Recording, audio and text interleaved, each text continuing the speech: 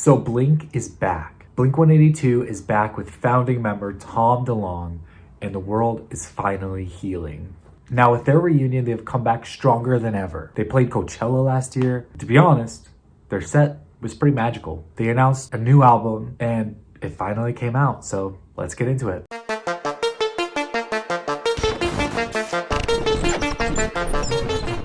The new Blink album is a return to form in some ways. Back when California came out, I had a friend that told me that they thought that was what modern Blink-182 would and should sound like. But I disagree. I feel like with One More Time, this new album, I feel like this is what modern Blink-182 should sound like. I feel like they have finally hit their mark. They have grown up a lot, and this record actually shows that. I mean, they're adults now, so they've grown, which means their sound has to grow too. With this new album, it doesn't sound like Tom is phoning it in on the vocals anymore, and it honestly sounds like he's trying. Their lyrics have improved, the sound has improved, the sound doesn't sound so polished and beaten down and void of emotion like MGK. Like it sounds like their old stuff sounds like an MGK ripoff, but this new album doesn't sound like that. Now, before we actually dive into the songs, I will point out that some of the songs on here definitely make use of auto-tune and pitch correction, and some might literally say that actually does take out the emotion. But I feel like even with that, it still sounds better than anything else that they've done in the last 20 years. Although, with that said, I feel like something that Blink does is that they put on this like performative act for people. And I feel like a lot of their fans just buy into what they say and they don't really look into it further. And I don't know. I was watching this podcast that I like to listen to, and I'm not going to name the name, but the guy on the podcast said that he thinks that Blink-182 is a fool's band. He thinks it's a band for fools. And I feel like that, if you take that and then you just think about how Blink treats their fans, I feel like Blink treats their fans like fools. I don't think that Blink-182 is a fool's band, but I feel like they treat their fans like they are fools because, they come out and they put out all these statements, and maybe it's like a little bit has to do with the way Tom DeLonge just acts, but it's also Mark. Travis just like always has never really talked in the media. But it's also kind of Mark. But they both do this thing where they say things into the media that like aren't factually true. Like when they described this album and how they recorded this album all together. When you go and you listen to a literal review, an interview with Aaron Rubin, who was the co-producer of this album, and he said that literally the album was recorded all separately, and like Mark kind of went to Travis's studio sometimes and then also went to Tom's studio sometimes. But they also just recorded everything separately and just kind of threw it all together, which is also exactly what they did with Dogs Eating Dogs. If you guys remember that EP coming out, they were saying, well, everyone hated Neighborhoods because we came out and said that we recorded it all separately, but well, we recorded this all together. And they also didn't record that one together either. They did the exact same thing that they're doing now, but they're like treating the fans like they don't know that or that they can't figure that out. I don't understand. I feel like, listen, I understand Blink and I love them, but I feel like they need to stop doing that. They need to stop like doing these interviews with like Zane Lowe and doing these interviews where they just like say things that they probably shouldn't be saying. And then the fans won't have to buy into these like false narratives that they try to put out. Like Listen, it's okay that you recorded the album in your own studio and then you like threw it together at the end. And then maybe you guys were all in the room when it was being mixed or something, but that's different than literally sitting down and writing the song, all three of you in a room together, because that's not what happened. Okay, now that we're off of that side tangent, let's get back into the actual review of this album, because I actually do really like this album. One More Time is definitely more serious. Even though they do have some joke songs. In fact, even in the song Dance With Me, at the intro literally mentions, the stuffs. But this album has a very serious tone to it. I think that was intentional. They wanted to show everyone that they can bring the fun punk elements back, but still also have down-to-earth serious songs. They needed to show their growth as people and growth as musicians. But then they decided to release Edging as their first single, and let's just say it was lackluster at best. I don't really like that song, and I feel like that was not a great song to come out with as your first single, because it didn't really get people excited, and then they took a year to release the album. So this is another bad thing that I don't like about Blink, and I feel like it probably is partially on Tom, even though I like Tom and I like Angels and Airwaves.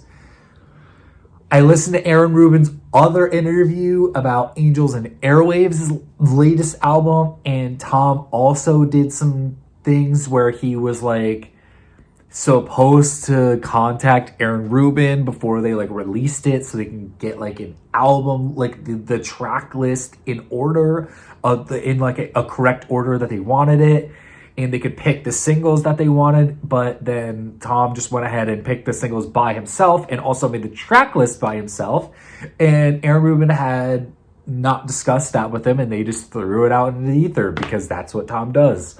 So I feel like that might have been on Tom a little bit with maybe releasing the song Edging, because it's not the best song and he sometimes just doesn't have the best picks. But then they released One More Time and everything changed. One More Time is a slower, serious song that shows their growth as people and growth as musicians. It exemplifies exactly what they wanted to push and the exact message they wanted to send in that song. That song is for true BLINK-182 fans, the ones that have stuck with them from the beginning till now, the ones that have not given up on them, and it's for themselves. It's for them to, have this track where they can come back and say, hey, if things do go off the rails again,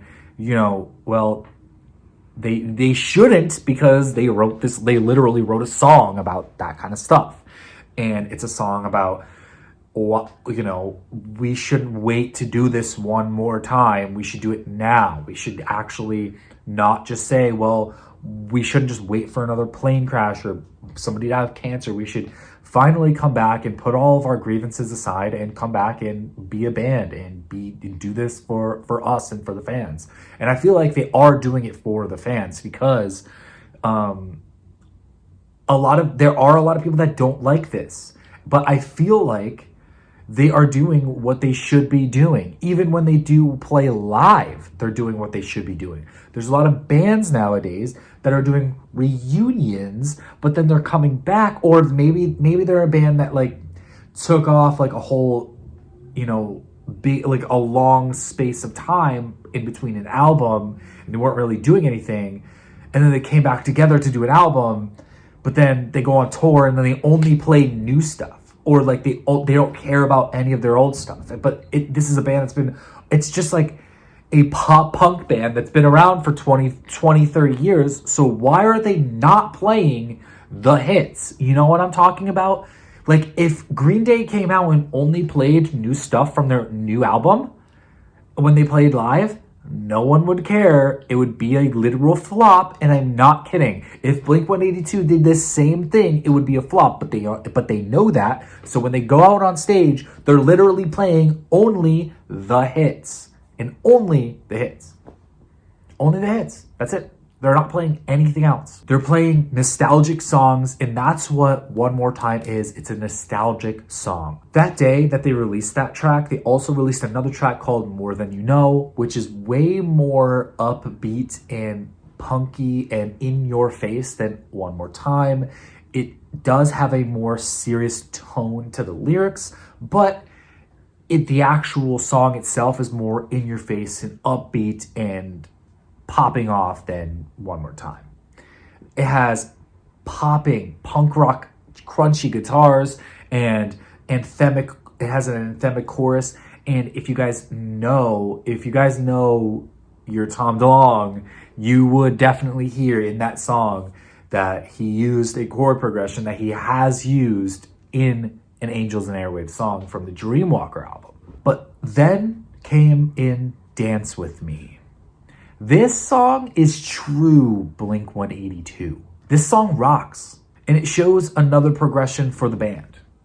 They went from the na-na-nas to the o-o-os, and now they're on the ole-ole-oles. It's kind of a joke, but also the song has a serious Blink vibe to it that is unmistakable. It has an anthemic chorus with some punk rock crunchy verses, and Tom absolutely slays on the vocals here. It's like he's back to his true form. They also made Anthem Part 3 for this album and even opened the album with it, which was a bold choice to say the least. But this is probably the best song on the record overall. I think that this song shows Blink-182 at their truest form, at their most vulnerable. It's the lyrics are vulnerable. It shows who they are now. It shows who they are back then. This literally is a continuation of a song that has been just continuing on. It's the guitars are reminiscent of Anthem Part 2. It's really like they knew exactly what they were doing with this one. And this, like I said, when they wanted to do the nostalgic vibes in this album, that's what this one is. It's nostalgic. It's filled with punk rock, in your face guitars. It's filled with some really cool drum fills. Like, everything is on par. Like, this is one of the best Blink-182 songs to date and one of the best songs on this record.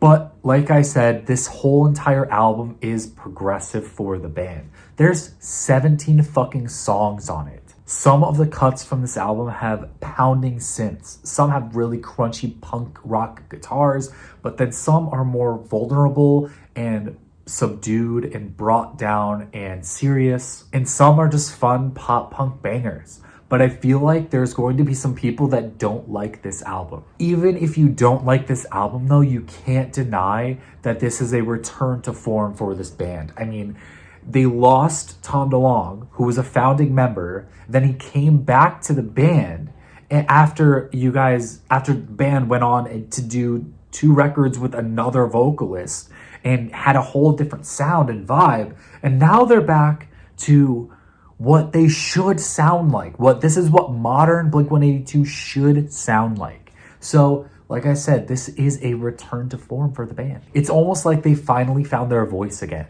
I'm not sure why it took them so long to find it, but that's another discussion. They leaned heavily into the nostalgia for this record. They are one of the few bands that are doing it the right way. Overall, I loved this album. I think it's fun. I think it's nostalgic. And I think that even though I might be biased because I love everything they do, I think this album was good. But let me know what your thoughts are down below in the comments, and let's talk about it. And if you guys liked this review, you guys can also go check out my Patreon. It's only $2 a month. I have album reviews and reactions and all different types of stuff up there. So go check that out. I'll see you guys on the flip side. Stay safe, everyone. Thanks for watching.